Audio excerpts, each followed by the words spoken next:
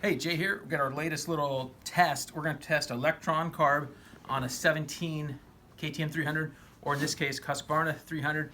We're going to compare them to the stock.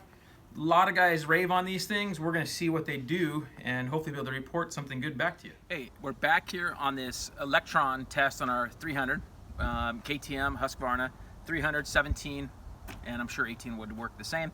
So we were pretty impressed.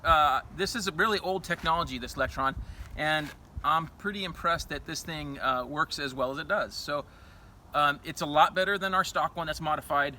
When I say a lot better, it's not like it's, twice as good. It's like, 5, 10, 15%, somewhere in there better, and it's a lot better at jetting. That's the big thing. And we do think that the fuel consumption is a lot better. So fuel consumption's better. Way better at going back and forth to altitude. So could you live without it? Yeah, I think the stock one is still, pretty good modified. But for those guys that want to have a lot better performance, especially on the trail going up and down to elevation, I think this is a really good investment. We're going to work on getting a key in from JD Jetting to test, and so we'll be able to tell you all, comparing all three carbs.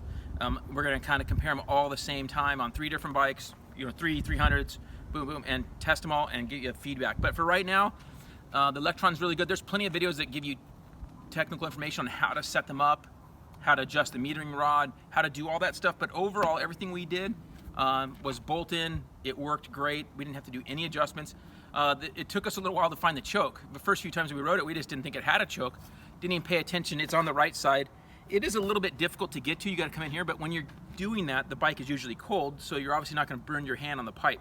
And their choke is really strong when I talk to the guys there. So when you do it, you want to shut it off straight away or it's going to flood out your bike. You're going to be running really rich, like coughing out.